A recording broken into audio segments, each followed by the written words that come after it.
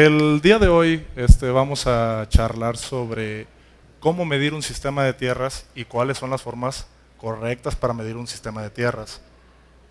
La intención de esta charla no es más la que de darles bases, fundamentos y que ustedes en lo personal observen que estoy haciendo bien y que estoy haciendo mal. No vengo hoy el día a decirles cómo descubrir el hilo negro, no es la intención de la plática, sino venir a refrendar la manera en la que se debe medir un sistema de tierras, las consideraciones, valores de aceptación, tal vez criterios de aceptación, y tal vez qué instrumentos se utilizan para ello. Bueno, mi nombre, su servidor, César Paul Castellanos González. Yo tengo 11 años laborando para Oropesa Ingenieros. Soy un ingeniero de ventas y técnico en el área de aplicación. Mis áreas de especialidad son pruebas eléctricas de equipo primario, termografía infrarroja y regeneración de aceite dieléctrico para transformadores. Entrando en tema, como introducción, ¿qué es un sistema de tierras? Son todos aquellos artefactos, accesorios, terminales, dispositivos, cables, electrodos, todo lo que ustedes y yo utilizamos para poder conducir de una manera pronta, segura, eficiente, una corriente de falla, una corriente de desbalance hacia el sistema de tierras, hacia el terreno. Entonces, para ello, me puedo valer de 3 técnicas. Esas 3 técnicas son justamente resistividad del terreno. Por ahí vamos a empezar, por resistividad del terreno. Después, medir la resistencia que tiene un electrodo. Y por último, comprobar el valor de resistencia y o continuidad de una puesta a tierra, que no es lo mismo. Son 3 técnicas que debemos de utilizar para valorar la integridad de un sistema de tierras. Ahora, ¿en qué me puedo basar? Soy una persona que recién comienza en el negocio de las pruebas eléctricas, de los servicios, los mantenimientos. ¿A dónde me puedo referir? ¿Ok? ¿Qué les parece si les digo que la Biblia para medición de sistemas de tierras la pueden encontrar en el estándar IEEE 80 y 81, los cuales ustedes pueden acceder a ellos, o hay una norma de referencia que nos la provee la CFE, la 011, y muy puntualmente, hablando de otro organismo que aplica en México, a través de la 022 de la Secretaría de Trabajo y Previsión Social. Creo que estos 4 documentos, estas 4 publicaciones nos van a ayudar a entender qué es el sistema de tierras y cómo debo de verificarle, y no estar tratando de inventar el hilo negro o utilizar un instrumento para una técnica para la que no fue diseñado. Es importante entender que esta prueba se hace con corriente alterna. Los que nos dedicamos a las pruebas eléctricas sabemos que hay unas pruebas que se hacen con corriente directa, otras que se hacen con corriente alterna. Todas las pruebas de medición de sistemas de tierras se hacen con instrumentos que operan o aplican señales de corriente alterna. Las imágenes que observan abajo es justamente cómo ha evolucionado este aparato. El instrumento que ustedes y yo utilizamos en campo, cuál ha sido el proceso de migración. Desde aquellos que les tocó utilizar los instrumentos análogos, ¿sí? En donde tenías que mover incluso algunos diales o algunas décadas para que el instrumento pudiera estar en rango de medición, hasta los instrumentos ya digitales, automáticos y operados por baterías recargables, y por si fuera poco, que almacenan resultados, me los descargan a una computadora y todavía de pasadita me hacen el reporte. Nada más les faltan hablar y que tengan pies y que vayan hagan la medición ellos solos. Ahora, como marco de referencia, ¿qué referencia podemos tener para las tierras? Que hay 2 tipos. Existe el sistema simple y el sistema complejo o compuesto. ¿Qué es un sistema simple? Una simple y llana varilla, un electrodo, dispuesto sobre el terreno. Ese es el sistema de tierras más básico al que yo me puedo enfrentar o encontrar en campo, afuera de una instalación doméstica, industrial, etc. Pero también existen los sistemas complejos. Esto puede aplicar para una subestación, un UPS, un cuarto eléctrico, un pararrayo, etc. Ahora, ¿y por qué sería importante medir esto? ¿Por qué será que la Secretaría del Trabajo me dice que cada 12 meses tengo que ir a hacer una verificación del sistema de tierras de tal o cual empresa? Bien sencillo. Lo primero es seguridad. Ese es el primer punto, seguridad. Segundo, porque yo voy a estar dentro de esa instalación. Entonces, en todas estas estructuras metálicas que ustedes observen a su alrededor, existe un elemento que lo pone a tierra, ¿sí? Para que al momento de una falla yo no esté expuesto a problemas de voltaje de contacto o el voltaje de paso, que vamos a ver un poquito más adelante. También es importante entender que este organismo, la Secretaría de Trabajo y Previsión Social, nos pide, nos requiere que al menos cada 12 meses, de manera anual, hagamos una inspección del sistema de tierras. Si yo me dedico a darle mantenimiento a las subestaciones, que yo sepa que ese es mi campo de acción. Si yo soy el superintendente, el encargado de mantenimiento de alguna planta, centro de trabajo, pues que sepa que también tengo que cumplir con esa normatividad. ¿Ok? ¿Qué es importante saber? Bueno, pues que el propósito de la prueba es darle seguridad a las personas que van a trabajar ahí. Ese es el principal y primordial punto que debemos de seguir. La seguridad, damas y caballeros, es en donde ustedes y yo trabajo. ¿Por qué hacerlo una instalación insegura? ¿Por qué entonces estar reduciéndome en los elementos, en el calibre de conductor que yo debo de disponer para tener una instalación segura? No solamente es cumplir con lo que me dice el verificador de las instalaciones eléctricas que quiere ver cada tablero, cada motorcito con un alambrito de puesta a tierra, no, sino que ese alambrito tenga la capacidad, la ampacidad suficiente para poder conducir una corriente de falla de manera segura al sistema de tierras y que no se desintegre ese alambrito en el intento. Eso es algo que debemos de considerar. ¿Qué factores van a afectar las lecturas que tú y yo obtengamos de los sistemas de tierras? Aquí te muestro 3. La composición del terreno. Si tú vas a un terreno compacto, macizo, con cierto grado de humedad, los valores de resistividad que vas a obtener típicamente serán aceptables, muy bajos. Pero también debes de considerar que conforme va caminando el año y los meses, el valor de resistividad del terreno cambia. En tiempo de lluvias se entiende que el terreno será más conductivo, ofrecerá mejores valores de resistencia tendiendo a la baja, hacia un 0. Pero conforme avanza el año y llegamos a la época de estiaje, también entonces el terreno se volverá más árido. Y debo de tener eso presente al momento de que yo ofrezco mi servicio de medición de sistemas de tierras, porque yo engañaría a mi cliente final si voy y le hago la inspección de su sistema de tierras en julio, en agosto, cuando está el temporal de lluvias. No, hay que hacerlo justamente en la época de estiaje, cuando es el punto más crítico para un sistema de tierras. No cuando está húmedo el terreno y que cualquier falla me la puede conducir por la propia humedad presente en el terreno. Otros puntos de desgaste con los que convive la instalación eléctrica y todos esos herrajes y metales que forman en mi sistema eléctrico es sulfatación, corrosión, erosión de metales o soldaduras porosas. Todo esto lo puedo verificar con un instrumento de medición de sistemas de tierras. Por último, entender que desde el punto de vista de diseño, un terreno suelto, arcilloso, rocoso, siempre presentará valores de resistividad altos, lo cual me va a demandar como ingeniero de diseño el tener que disponer más malla, más electrodos para poder tener una mayor cobertura y poder conducir esa corriente de falla de manera segura hacia el sistema de tierras.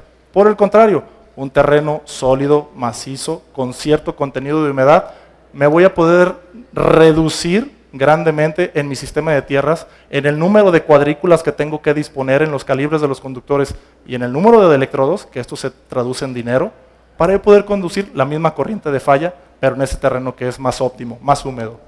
El voltaje de paso es justamente el potencial o la diferencia de potencial que una persona puede experimentar al momento de que hay una falla en la instalación eléctrica, una descarga atmosférica, y en ese momento yo voy dando un paso. Y entonces esa corriente de falla tiende hacia el terreno. ¿Pero qué es el terreno? Es una vasta resistencia. Entonces se opone al flujo libre de esa corriente de falla, de tal manera que la corriente buscará un retorno, otra vez salirse del terreno. ¿Y dónde estará un objeto de menor resistencia al terreno? Su servidor. La composición de nuestro cuerpo es 80% agua. Somos materiales de muy baja impedancia o de resistencia. Entonces, en el momento en que yo doy un paso y haya una descarga, es obvio que yo voy a tener una corriente circulante entre mis dos piernas, entre mis dos pies. Ahí es donde voy a estar expuesto a diferencia de potencial o a voltaje de paso. La contraparte es voltaje de contacto. Mismo escenario. hay una descarga atmosférica, hay una falla de aislamiento, cualesquiera de las causas que puedan proveer o propiciar que haya una corriente de falla sobre los herrajes metálicos, y en ese instante yo esté esperando a mi compañero y esté recargado tal vez en alguna de las estructuras metálicas. En ese momento la corriente de falla, al tratar de drenarse al sistema de tierras, hará un bypass, un paralelo, sobre mi cuerpo, sobre mi brazo, mi mano, hasta el punto en que llegue al sistema de tierras. Por eso es donde quiero redundar, quiero reiterar, la seguridad de la instalación eléctrica. Si la norma, si la unidad de verificación me pide utilizar un calibre 10, 8, calibre 2, calibre lo que fuera, ese es el calibre que debemos de utilizar porque siempre debemos de pensar en la seguridad, no en los que estarán trabajando ahí. Justo en el momento en el que yo estoy en esa instalación, que sea 100% segura para que yo pueda estar ahí interactuando. La corriente de fuga, la corriente de falla y los efectos sobre las personas. Ojo con esto.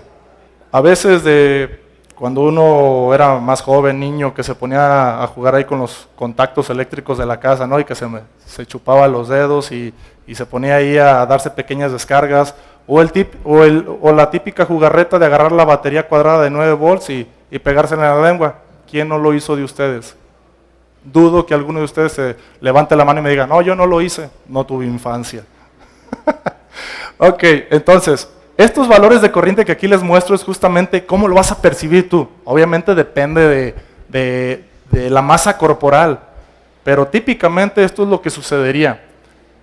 Con esto quiero decir que más o menos medio ampere puede causarte parálisis. Medio ampere que pueda circular sobre tu cuerpo. Considera que en los circuitos eléctricos a los que tú te enfrentas todos los días circulan 500 amperes, 1000 amperes, 3000 amperes. Entonces, esto es muy sencillo de alcanzar. En el dado de caso que tú estés cerca de una falla de aislamiento o una descarga atmosférica y esa pobre breve corriente puede atravesar tu cuerpo. Una de las importancias, quiero sensibilizarlos antes de entrar en materia de cómo medir los sistemas de tierras, quiero que nos sensibilicemos. ¿Cuál es la importancia de esos sistemas de tierras? Nada más porque me dice la NOM, porque me lo dice la Secretaría del Trabajo. Seguridad, caballeros, seguridad para ustedes y para mí. El punto más importante, el 99% del direccionamiento de mi plática es a la seguridad. Y después vamos a limitar la presencia de potenciales en estructuras metálicas. Estoy seguro que ustedes cuando están haciendo la inspección de una instalación eléctrica y un motor eléctrico está funcionando, ustedes tranquilamente pueden ir a recargarse sobre el motor mientras está operando. O pueden ir a inspeccionarlo y saben que no estarán expuestos. Obviamente el motor tendrá sus guardas para las poleas, etc. Pero desde el punto de vista eléctrico, ustedes saben que están protegidos. Un transformador de potencia. Ustedes pueden ir a tocar la chapa metálica y aunque el transformador esté transformando 60 MVA en ese instante, no hay riesgo eléctrico para ustedes. Esa es la importancia de un sistema de tierras. Si eso no fuera suficiente, entonces vamos a empezar a tocar el bolsillo. Vamos a tocar el bolsillo. Entonces, yo tengo aquí un interruptor termomagnético. Ese es mi método de protección. Es el más básico que yo les puedo comentar. Y tengo aquí un motorcito que está trabajando. Entonces, cuando yo cierro el interruptor, hay un flujo aquí de energía que me energiza este aparato eléctrico y esa energía eléctrica se convierte en trabajo. Y este motor empieza a funcionar. Y yo, simple y sencillamente por medio cumplir con la normatividad, pues en la cajita le puse una referencia a tierra. Con un alambrito de calibre 18, 20, ahí nomás para que se vea que sí lo puse a tierra. Perfecto. Pero el motor, como está ya alejado, nadie entra ya a los patios de producción, el motor simple y sencillamente trae la tornillería, está anclado a su base, pero no tiene una referencia a tierra, solamente tiene el alimentador. En el momento en el que el aislamiento falle, ¿a dónde creen que va a ir a parar esa corriente de falla? Justamente a la parte mecánica, a la carcasa. Y de ahí, a través de las tornillerías, de los anclajes, se irá drenando de poco a poco en tierra. Eso irá incrementando una corriente de falla sobre el sistema de aislamiento que poco a poco empezará a degradar hasta el punto de crear carbonización y quemar el motor. Pero si Paul hubiera tenido la conciencia de haber puesto ese pequeño alambrito de retorno, entonces ¿qué pasa? Fluye la energía, hay una falla, esa falla va a través de este camino propicio para retroalimentar, para darle ese feedback que necesita mi interruptor termomagnético, y en el momento en que este circuito se cierra, presto, tengo una corriente, un circuito cerrado de corriente de falla, y en ese momento lo ve el interruptor y dispara. Esa es la importancia de una referencia a tierra, de una puesta a tierra. Si ustedes quitan este alambrito, entonces el dispositivo de protección no tendrá una retroalimentación de lo que está alimentando, hasta el punto en que esto prácticamente se queme. Esa es la importancia en los sistemas de protección. Ahora, imagínense que alguno de ustedes se gana la lotería, a todísimo, a todo dar, y se compran una casita de campo. Pero ¿qué creen? Es un lugar medio apartado y no hay instalación eléctrica. Entonces le digo al ingeniero fulano de tal, para abaratar los costos, tírame una línea de media tensión, un solo hilo, y allá me pones a funcionar un transformador monofásico. Es la red más sencilla y es la más económica, la más viable. No voy a llevar 2 hilos para un transformador de tensión plena y mucho menos un trifásico. Yo nada más necesito servicios propios para mi cabañita. ¿Ok? Entonces, pongo a vivir y a chambear este transformadorcito aquí. Pero ¿qué creen? En los transformadores del tipo unicornio es de vital importancia la referencia a tierra, porque es justo a través de donde se cierra el circuito, la bobina primaria, la excitación de la bobina primaria, y por ende, la excitación de la bobina secundaria y el trabajo, la energía que te ofrece en el secundario. Y si recuerdan lo que dije hace unas diapositivas atrás, recordarán que conforme vaya caminando el año, vayan avanzando los meses, la resistividad del terreno sube, baja, cambia, etc. Eso es propio del terreno. Entonces, al estar variando esta referencia a tierra, ¿qué creen que estaba variando? La referencia de mi bobina primaria. Y si varía la referencia de mi bobina primaria, ¿qué varía en el secundario? El voltaje que entrega. Ok, Paul, entiendo. ¿Y a mí eso en qué me afecta? Pues que tú aquí adentro vas a tener cualquier cantidad de electrónicos que trabaja con un voltaje conocido y más o menos un 10% de voltaje admisible. Quiere decir que cuando aquí tu sistema de tierras empiece a variar, en el secundario ya no te va a dar entre fase y neutro 127. Te puede dar 110, te puede dar 90, te puede dar 134, te puede dar 140. Y cuando tú te empiezas a salir de estos rangos, tu televisor, tu refrigerador, tu horno y todos tus electrónicos se van a quemar. Así de sencillo. Eso es la importancia en una red eléctrica compacta, sencilla, cómo se representa a través del sistema de tierras. Esto ya nos pega en el bolsillo. Te va a doler que se queme tu celular o el cargador de tu celular o tu televisión 70 pulgadas. Te va a doler. Ahora, el primer punto de medición. Vamos a partir de resistividad del terreno. Cuando lo que yo observo al horizonte es un terreno liso, llano, que no tiene absolutamente ningún tipo de transformador o subestación o instalación eléctrica ahí trabajando, entonces lo primero que debe de hacer el ingeniero es observar en dónde se va a parar, en dónde va a trabajar para poder diseñar un sistema de tierras. Los voy a llevar. El objetivo de esta medición es conocer qué tan bueno o qué tan malo es tu sistema de tierras. ¿Por qué crees, ingeniero? Porque en base a qué tan bueno o qué tan malo sea ese sistema de tierras es qué tanto tienes que invertir de ingeniería y de pesos para poder hacer aceptable ese sistema de tierras y en el evento de una corriente de falla, que ese sistema de tierras pueda conducir la corriente de falla de manera segura hacia el terreno. Aquí es muy importante el considerar la metodología de prueba. Por eso les digo, si son o somos nuevos en esto, refiéranse a los 4 documentos técnicos que les mencioné para que no estén inventando la prueba o que, como se las dijo su amigo, su primo, su compadre, la estén medio haciendo bien. Porque si tú cambias algo en la receta, el sazón será diferente. Con eso quiero decir que es muy importante la colocación de esos electrodos, de esas varillas testigos sobre el terreno. Para casos prácticos, imagínense que a mí me dicen, en este cuadrado vamos a poner a vivir una subestación de 3 MVA. Perfecto. Voy por mi probador de tierras, mi telorímetro, como ustedes le conozcan, equipo de 4 picas, equipo de 4 polos, y entonces el arquitecto o el que lleva la obra me dice, Paul, en aquella esquina te vas a ubicar, ahí es donde va a estar la subestación y ahí es donde quiero que me instales la malla de tierras. Perfecto. Vengo con mi instrumento, dispongo los electrodos en línea recta, esa es una de las primeras premisas, tiene que ser en línea recta, nada de que pongo acá un electrodo porque ahí hay una piedra, ¿ok? Si ahí hay una piedra que me interrumpe el tendido de los electrodos, me tengo que mover, porque los electrodos deben de quedar tendidos en línea recta. Para casos prácticos, imagínense que estoy hablando de 4 metros entre electrodo, pudiendo ser una distancia mayor entre electrodo y electrodo. Entonces, aquí viene un punto que a veces pasamos por alto. Es que Pedro, Juan y Francisco y Paul, simple y sencillamente llegan, ponen la varilla y le dan hasta abajo. Le dan de martillazos hasta que prácticamente se entierra toda. No, mi amigo, la receta de cocina dice que tú debes de respetar la regla de enterramiento o de hundimiento del electrodo a razón de la distancia que tengas entre electrodos y debe de ser menor a 20.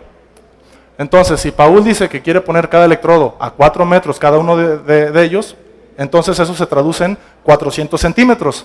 400 centímetros de separación equidistante dividido entre 20 quiere decir que esa varilla la debo de enterrar 20 centímetros. A mí no me importa si los testigos son de 50 centímetros, si son de 25. Yo solamente debo de enterrar 20 centímetros para que la lectura sea fidedigna, sea de fiar, que cumpla con la normatividad. Si yo le pongo 30 centímetros de enterramiento, entonces típicamente el valor será más bajo. ¿Por qué? Porque al enterrar más la varilla sobre el terreno, le estoy dando mayor superficie de contacto a ese electrodo que le circunda el terreno, y por lo mismo el valor será mejor. Si me voy al otro extremo y en vez de esos 20 centímetros solamente entierro 10 centímetros, al haber menos superficie de contacto, entonces la resistencia se va a disparar. Aún así sea un buen terreno, voy a tener una resistividad alta.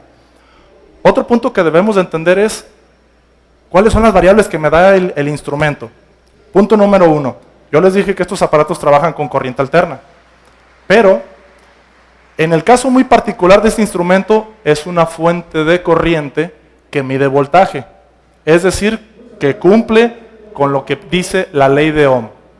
Resistencia será igual a voltaje sobre corriente. Estas son justamente las entrañas del instrumento de prueba de 4 polos de 4 terminales, en donde yo tengo una fuente de corriente con la cual yo hago fluir una corriente que circula a través del terreno. Recuerden que el terreno es una resistencia. Cierro mi circuito, tengo un flujo continuo de corriente entre el instrumento y el terreno, y después, a través de un voltmetro, un medidor de voltaje que ya está incorporado en el instrumento, simple y sencillamente mido la diferencia de potencial. Tengo corriente conocida, tengo un voltaje conocido, calculo la resistencia. Ojo, resistencia no es lo mismo que resistividad del terreno. Para los cálculos de la red de tierras se me pide resistividad, entonces para ello necesito aplicar esta receta de cocina, en donde me dice que la resistividad, ρ, es igual a 2pi por la A, por la resistencia que me dé de lectura el instrumento en su pantalla. Entonces, el instrumento, y dependiendo del caso o el modelo, no me va a dar el valor de resistividad, me va a dar la resistencia, y mediante este cálculo, entonces ya obtengo la resistividad del terreno, que es el valor que yo necesito. Recuerden, este es un equipo fuente de corriente que mide voltaje y cumple con la ley de Ohm. ¿Cómo se hace la prueba en campo? No es nada complicado si siguen las reglas que les acabo de mencionar de el enterramiento, la distancia o la profundidad que debe de llevar ese electrodo. Básicamente, si yo quiero evaluar un terreno, tengo que disponer esos 4 electrodos de manera equidistante, es decir, la misma separación entre uno y otro. 4 metros, 5 metros, n metros. Después, voy a seguir al pie de la letra la regla de A sobre 20, para yo saber qué tanto debo de disponer ese electrodo sobre el terreno. Por último, conecte los cables de prueba entre cada uno de los electrodos y el instrumento bajo prueba.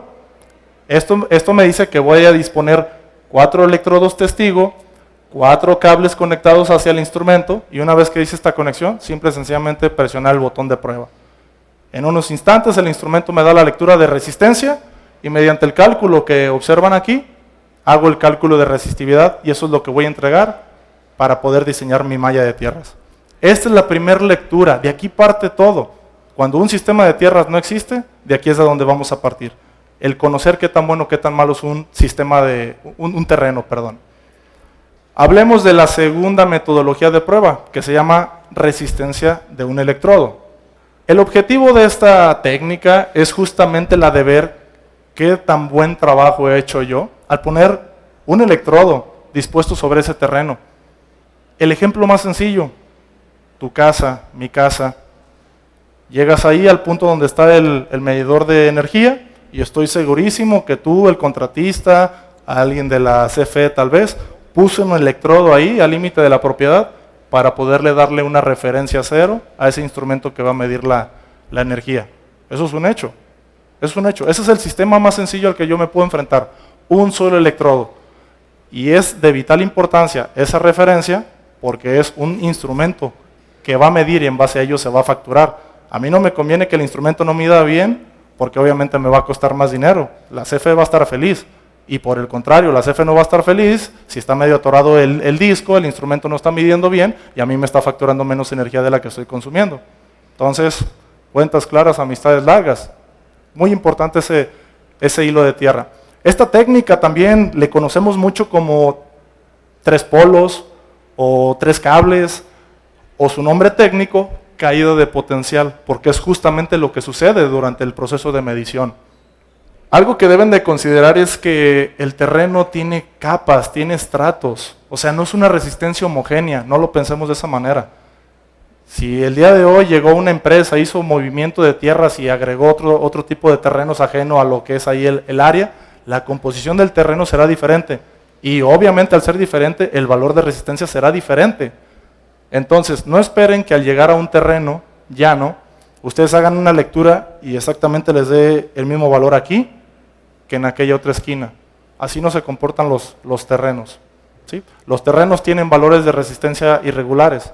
El objetivo de ustedes y yo como técnicos, como ingeniería es, dentro de un cuadrante que me dé el constructor, decirle yo dónde es el área más idónea para disponer el sistema de tierras. Y no donde me avienta diario el arquitecto, allá donde nadie ve, donde menos estorba. No, buscar el lugar más idóneo para que ese sistema eléctrico opere con seguridad. Hablando de caída de potencial, hay 3 modalidades. La primera es 2 polos, es la más sencilla. Después 3 polos, método completo, y 3 polos, método reducido. Vamos a abordar el primero. El método de 2 polos también es conocido en el bajo mundo como lectura del electrodo flojo. ¿Por qué? Porque cuando tú no tienes referencia y llegas a una instalación y todo está ahogado debajo de una estructura o plancha de concreto, entonces solamente ves que sale una pequeña porción del electrodo. ¿En qué momento tú tienes la posibilidad de ir a disponer otros 2 electrodos ahí testigos para hacer la lectura? Es prácticamente que imposible. Y no creo que el dueño de la instalación te permita ir por un taladro y hacer orificios sobre la plancha de concreto en línea recta para tú poder sacar tu lectura y que después le dejes ahí esa instalación de esa manera. No. Entonces, ¿qué podemos hacer? Una técnica muy vieja es referirte a algo que ya esté ahí en la instalación, algo que pueda funcionar como electrodo. Una tubería metálica galvanizada que conduce agua, una tubería de cobre, ¿sí? La propia estructura de las naves industriales en las que luego vamos y trabajamos. Eso puede ser el punto de referencia y después voy a evaluar la resistencia de este electrodo, que es lo que a mí me pide la norma o mi cliente. Para ello, entonces, utilizo el instrumento de 3 o 4 terminales y voy a hacer exactamente la misma lectura que hace rato les comenté.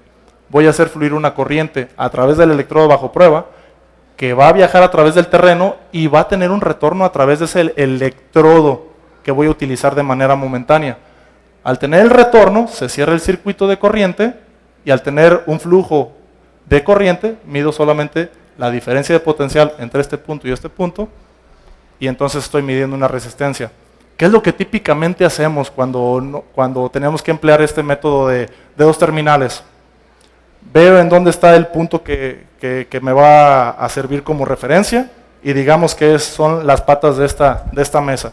Entonces lo que yo le diría al de mantenimiento, a la persona que me esté auxiliando, porque pues yo soy ajeno a esa instalación, consígueme una cubeta con un poco de agua, tráeme una franela, rafia, estopa, lo que fuere, agarro un electrodo, lo pongo tal cual sobre la plancha, sobre el piso, le aviento un buen cubetazo de agua y por si eso no es suficiente, todavía impregno de agua la rafia, la estopa, lo que fuera, la franela, y se la pongo encima del electrodo.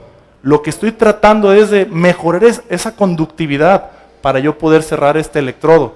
Y después de ahí le pongo el alambrito que se conecta a mi instrumento de prueba. Esa es la técnica más sencilla, más básica. Cuando no tienes una estructura a la mano, una llave de agua, entonces se vale hacer eso.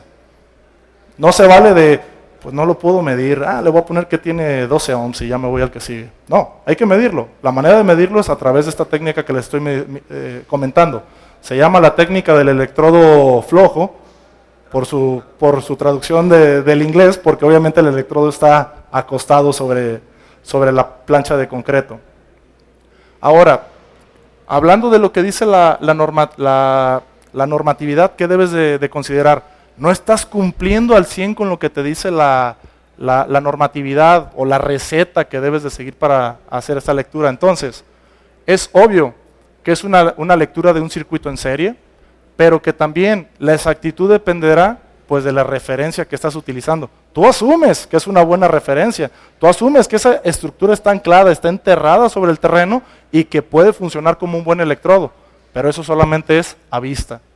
Solamente con una lectura, con una medición, tú puedes cerciorarte de ello. Y también se nos pide que cada electrodo que yo quiera verificar debe de ser desconectado de todo aquello a lo que se comunica o aterriza. Ojo, aquí hay un comentario, un criterio, un asegún. Si no es seguro el desconectar o no es práctico, ¿a qué te refieres con no es práctico, Paul? Imagínate si entonces ese alambre que llega al electrodo tiene soldadura. ¿Ustedes creen que el cliente les va a permitir traer la cegueta y estar corte y corte soldaduras? ¿Verdad que no? Entonces, bajo ese criterio, podemos hacer la medición bajo esas condiciones, pero lo documento en el reporte. No simple y sencillamente la veo que está difícil y me paso a la siguiente lectura. No, tengo que documentarla. Ahora, si esta puesta a tierra es para un sistema energizado, el ejemplo del transformador monofásico que les mencioné hace ratito, es obvio que no le puedes quitar esa referencia al transformador. Haces la lectura, pero documentas bajo qué circunstancias lo hiciste. Ahora vamos a hablar del método típico que hacemos todos. Caída de potencial, 3 terminales, método completo. Método completo. En toda la expresión de la oración o de la palabra es caída de potencial. Ya van a ver por qué. Se basa en poder disponer 2 electrodos en línea recta del electrodo que tú quieres verificar, ¿sí? A una distancia adecuada, a una distancia X, ¿sí?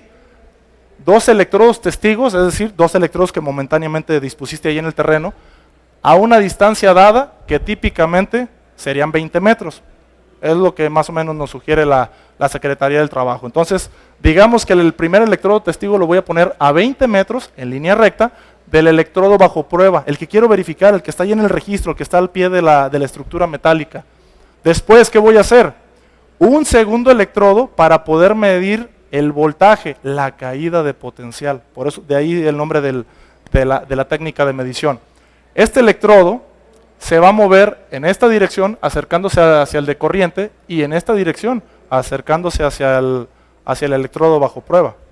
Eso va a disponer un comportamiento, te va a dibujar una gráfica con valores de resistencia, que ya les voy a platicar para qué funciona. Recuerden las esferas de influencia. No se vale que por flojera, por practicidad, yo ponga los 2 electrodos, el de corriente y el de voltaje ahí pegaditos, y entonces ya tiro los cables y me voy hasta el electrodo, porque obviamente la lectura va a dar bien. La intención es verificar mediante la caída de potencial qué tan bueno, qué tan malo es esa sección del terreno en donde está dispuesta el sistema de tierras. No se me pierdan. Observen esta lámina, observen esta gráfica, por favor. Mismo ejemplo, tengo un electrodo bajo prueba, perfecto. tengo un electrodo testigo momentáneo para la lectura de la corriente. ¿Por qué? Porque el instrumento de prueba es una fuente que aplica corriente. Entonces yo necesito 2 puntos para poder hacer fluir corriente entre el instrumento de prueba y el terreno. Entonces yo aplico aquí una corriente de prueba, circula a través del terreno, regresa por este electrodo testigo y hacia el instrumento. Y después, ¿qué voy a hacer? Empezar a jugar con el potencial, con la lectura de voltaje, para ver en qué momento obtengo el valor más estable. Y esto es justamente lo que sucede. Cuando uno empieza a mover el electrodo de potencial o de voltaje, se empieza a dibujar un valor de resistencia, en donde aquí sería un valor bajo y aquí sería un valor alto. Recuerden, la corriente de prueba se mantiene inamovible, uniforme, estática, pero la diferencia de voltaje, la diferencia de potencial va a ser la diferencia. Conforme yo este electrodo lo empiece a mover acercándose al electrodo bajo prueba, la resistencia va a empezar a caer. Y por el contrario, si lo empiezo a acercar al electrodo testigo de corriente, se comienza a disparar. Es ahí en donde dice el documento técnico, y basado en hechos y en N cantidad de miles de millones de mediciones, que típicamente al 62% de esta distancia, tú vas a encontrar que la gráfica llega a un punto plano, es decir, donde el valor de resistencia se mantiene constante. Ese es el valor fidedigno de confiar para saber cuánto vale este electrodo enterrado sobre el terreno. Típicamente, reitero, se encuentra al 62% de la distancia total. Para fines prácticos, si esta distancia son 6 metros, el electrodo de potencial va a encontrar esa planicie a los 6 metros con 20 centímetros de esa distancia total. Típicamente así sucederá. Pero es su trabajo y mi trabajo el verificar que esto se cumpla. Oye, Paul, ¿y si no se cumple? ¿Qué voy a hacer? ¿Cuál valor reporto? No reportas nada. Te mueves de área, desinstalas todo y te tienes que ir a otra área hasta que esto se cumpla. Oye, Paul, pero es que a 20 metros no lo puedo lograr. Entonces, ¿sabes qué? Consíguete unos cables de prueba más largos y te vas a ir a 50 metros, te vas a ir a 70 metros, pero esto tiene que presentarse.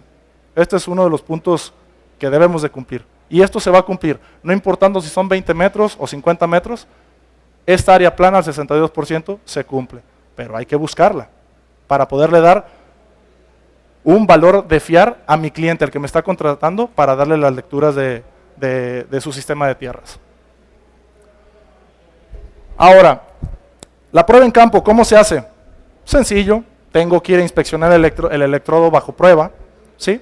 Después de inspeccionar el electrodo bajo prueba, pues simple y sencillamente conecto las terminales de voltaje y corriente, hago la lectura, comienzo a mover el electrodo de potencial y encuentro ese 62% y por lo tanto la lectura que yo necesito reportar. ¿Qué debes de considerar en el método completo? Pues que obviamente son muchísimas mediciones, consume tiempo, pero es el método más preciso para saber cuánto vale ese electrodo dispuesto sobre el terreno. No hay otro método más preciso. Ahora, Paul, ¿me puedes dar algunos consejos, algunas recomendaciones? Para un sistema de tierra sencillo, el electrodo de corriente puede ir a 20 metros y al 62%, que es este valor, irá el electrodo de potencial. Para un sistema más amplio, más grande, entonces el electrodo de corriente lo dispones a 60 metros y al 62% el electrodo de potencial. Son consideraciones, son consejos solamente, hay que acatarnos a la regulación aplicable.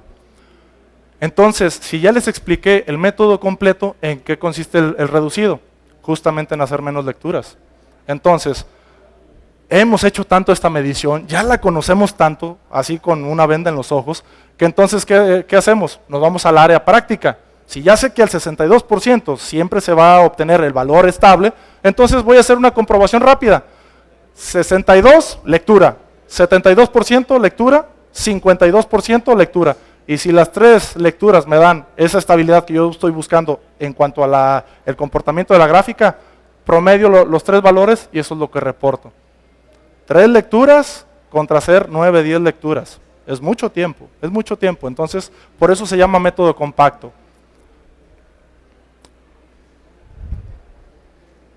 Ahora, ¿qué deben de considerar?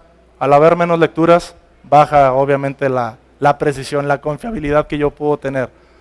Porque recuerden, las 3 lecturas que ustedes obtengan deben de ser similares y después promediadas para que ese valor lo reporten. Pero si hay una diferencia mayor al 10-15% entre la lectura del 62, la del 72 y la del 52%, tienen que volver a repetir la medición en otra área, porque esa no va a ser de fiar. Aquí les presento una tabla de valores de resistencia para que sepan qué es bueno, qué es malo, qué sería un criterio de aceptación. ¿Sí? Estos valores que observan ahí están extraídos de lo que dice la CFE, de lo que dice la 022, de lo que dice la IEEE. Son valores para que ustedes no vayan a ciegas y digan, este sistema de tierras es de fiar y este debe ser el valor máximo que yo debo de encontrar. Si es un pararrayos, típicamente 10 ohms. Si es una subestación de potencia, pues que su sistema de tierras valga menos de 1 ohm. Si estoy en tiempo de lluvias, pues una lectura menor a 5 ohms es aceptable. Si ya estoy en tiempo de estiaje, entonces puedo irme hasta los 10 ohms. ¿Ok? Por último, uno de los temas más interesantes, la medición de resistencia, pero con la tecnología más nueva, que es un instrumento de pinza.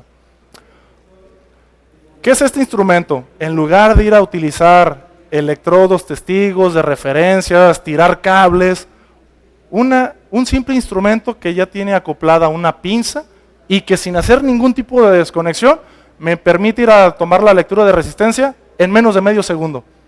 Abrir una pinza, cerrar pinza, obtengo lectura. Contra los 20, 50 minutos que me tardo con el de caída de potencial. ¿Qué harían ustedes? Todos nos iríamos al área práctica, ¿verdad? Pero quiero que entiendan que un instrumento es para ciertas aplicaciones y otro instrumento es para otras aplicaciones que ya voy a comentar. Observen ese diagrama. La técnica de medición con pinza se basa en el arreglo de resistencias en paralelo, en el sentido de que ustedes van a tener una resistencia bajo evaluación y las demás resistencias funcionarán como un paralelo. Y lo bonito del arreglo de resistencias en paralelo es que en cuanto más puntos multiaterrizados haya, esto tiende a ser prácticamente un cortocircuito para dejarme el puro valor de la resistencia que en ese momento quiero ver, que quiero medir. Pero la regla de oro aquí es sistemas multiaterrizados. ¿Qué es un sistema multiaterrizado? Al menos 2 bajantes, una bajada y un retorno, no en sistemas sencillos. Ahí no aplica esta medición. Vean ese ejemplo de la lámina, por favor. Aquí lo que quiero ejemplificarles, darles a entender es que a mayor número de paralelos, la precisión de la lectura sube. Ok, entonces, 1, 2, 3, 4, 5 resistencias. Esas resistencias se puede llamar transformador, estructura, interruptor, TC, TP, lo que fuera. Pero tú vas y quieres medir esta resistencia. Entonces, será 10 ohms más el paralelo de estas 4. Y entonces el paralelo de 10 ohms de 4 resistencias es igual a 2.5. 10 más 2.5. Esa sería la precisión del instrumento, de cualquier instrumento en el mercado. ¿Qué tal si entonces es un sistema con más multiaterrizamientos? Ya no solamente 5. 1, 2, 3, 4, 5, 6, 7, 8, 9, 10, 11, 12, 13. Con la misma resistencia para casos prácticos. Vuelvo a leer la puesta a tierra de aquello que es de mi interés, pero entonces el recíproco de todas estas resistencias es 0.83. Entonces la lectura que vea en el instrumento será 10 y 0.83. Entendamos que entre más multiaterrizamientos, mayor precisión tendrá en la lectura. Pero la regla de oro es que debe ser multiaterrizado, no para bajantes simples. Si yo voy al campo y veo ahí un transformador unicornio donde solamente le dejaron un bajante al electrodo, ahí no puedo utilizar la pinza. Ahí necesito utilizar un equipo de picas. Hasta ahí lo dejo, hasta ahí lo dejo. Vamos a ver bajo qué consideración puedo hacer otras cosas. ¿Es posible medir un solo punto? Creo que esta va a ser una cuestión interesante.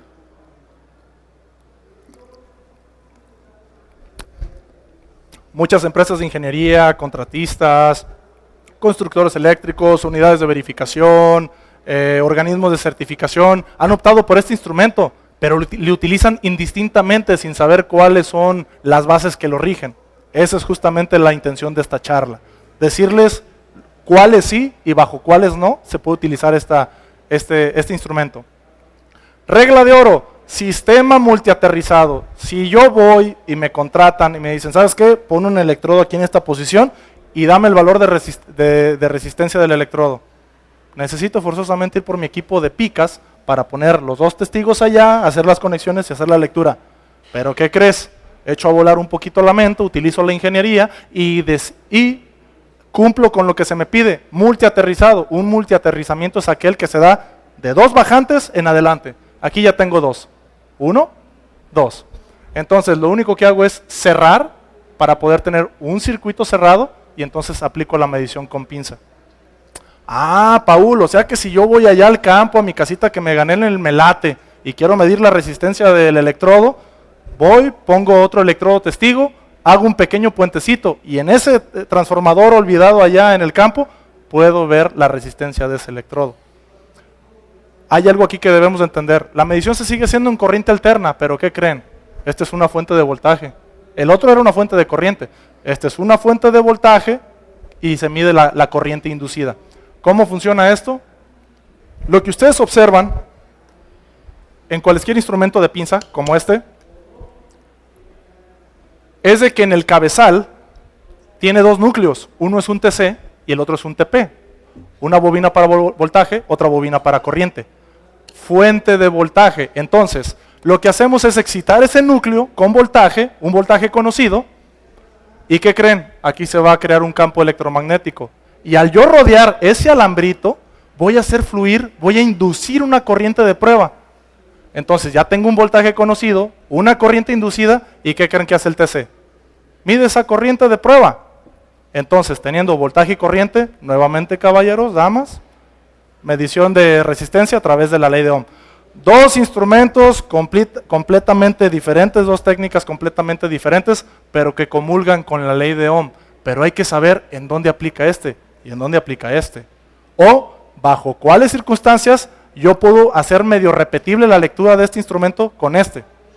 Porque ambos trabajan con la ley de Ohm. Paul, no es cierto lo que estás diciendo. Yo he hecho lecturas y los instrumentos son completamente diferentes.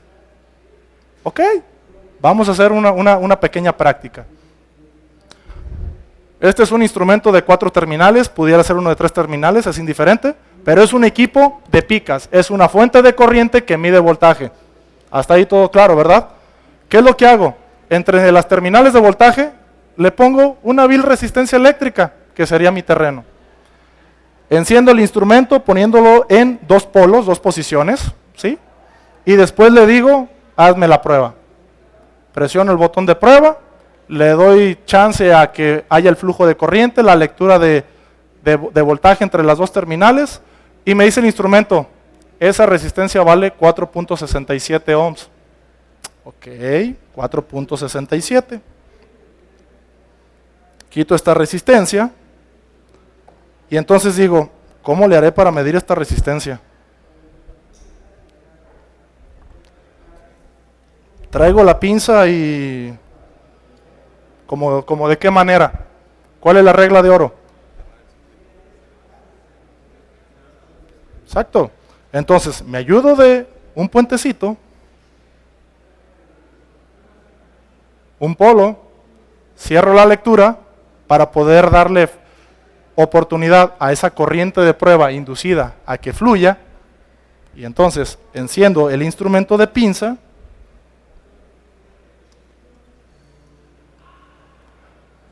y en ese momento me da la lectura. Di por favor que dio 4. ¿Cuánto dio? 4.9. Ok, entonces dio 4.9. De esta manera queda demostrado que 2 instrumentos con electrónicas diferentes dan exactamente el mismo valor. ¿Ok? Eso es lo que quiero que entiendan, pero no los utilicen indistintamente. Este instrumento viene a revolucionar la ingeniería, la forma en la que hacemos las mediciones, pero tiene sus limitaciones cuando son bajantes solitarios. Pero si ustedes utilizan un poquito la ingeniería, echan a volar la mente y le proveen un electrodo sobrepuesto ahí, momentáneo para cerrar la lectura, esta es una muy buena herramienta. Actualmente Este tipo de medición no está normada. Eso quiero hacerlo claro. Por eso se considera como un apoyo, como un plus. La que está normada de manera internacional y de manera local, México, 4 terminales, 3 terminales, caída de potencial.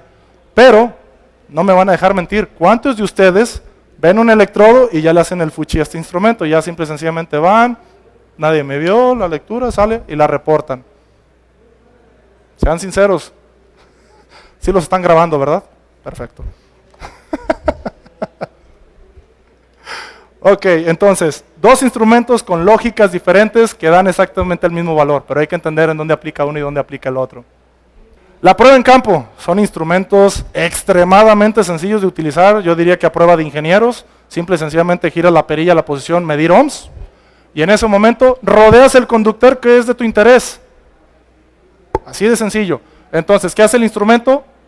Aplica un voltaje, induce una corriente, esa corriente viaja, cierra el circuito y tengo una lectura de resistencia en la pantalla del instrumento. Vamos a empezar a interactuar con algunos ejemplos. Oye, Paul, ¿y qué tal si me contrata, no sé, X empresa, el alumbrado público, la Comisión Federal, Pemex, etcétera, para ir a medir un sistema multiaterrizado? Con la mano en la cintura, mi amigo. Si quieres ir a verificar los electrodos, ya sabes qué debes de hacer. Traer un instrumento de picas, cumplir la distancia total, el 62%, hacer método completo o método compacto y obtener la resistencia del electrodo. O, siendo un sistema multiaterrizado, como este que se observa aquí, puedes hacer la lectura, porque al hacer esta lectura, este le cierra. Al hacer esta lectura, este le cierra y este le cierra. Y entre más multiaterrizamientos, prácticamente estos 3 se reducen como si aquí tuviera un corto, como si tuviera este alambrito. Esa es la belleza de esta técnica, pero hay que entenderla. Un puentecito me ahorra muchas horas debajo del sol. Un puentecito.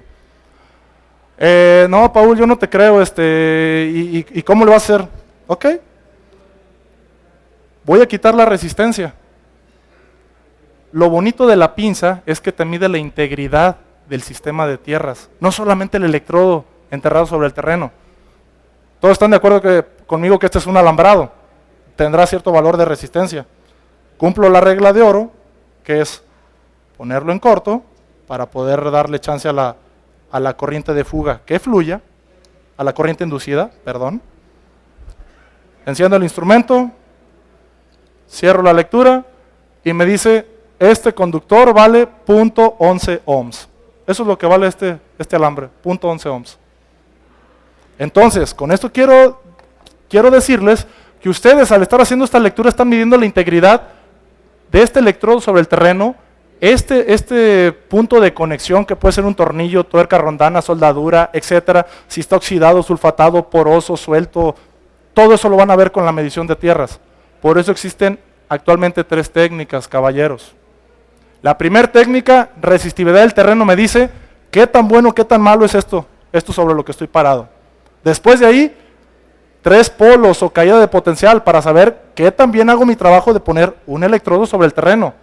Pero ¿de qué me sirve, caballeros, damas, caballeros, tener un electrodo, un terreno que vale 1 ohm, un electrodo sobre el terreno que vale 2 ohms, si la conexión entre ese electrodo y el transformador es de 700 ohms? Eso y que estuviera desconectado es lo mismo. El instrumento no está protegido.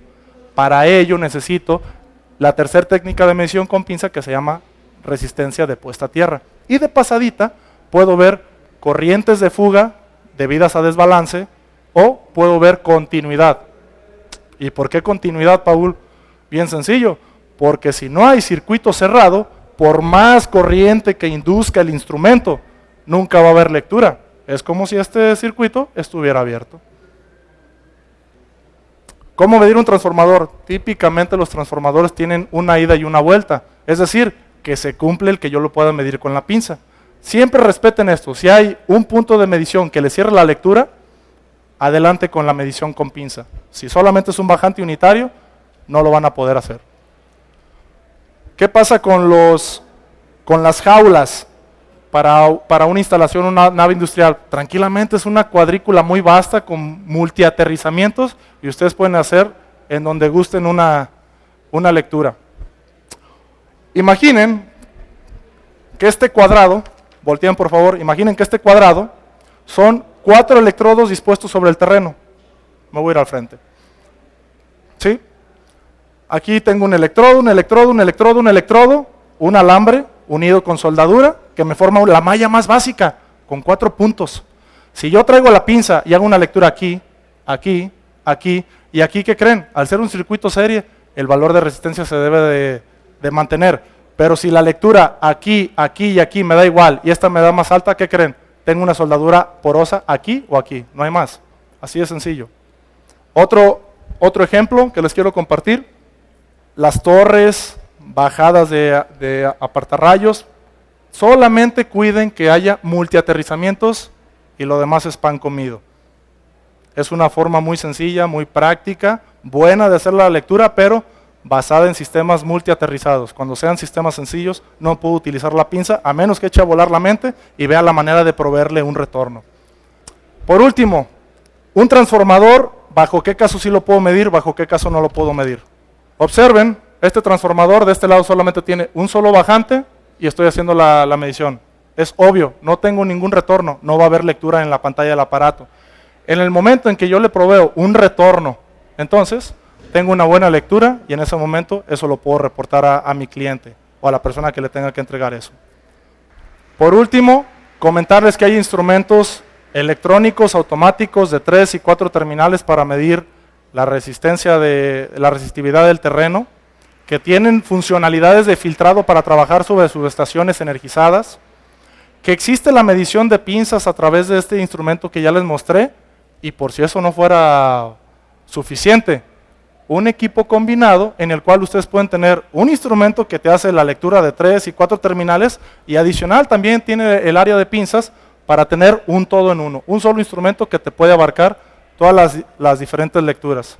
Recuerden, la seguridad es la que manda y hasta ahí me quedo yo. Muchas gracias.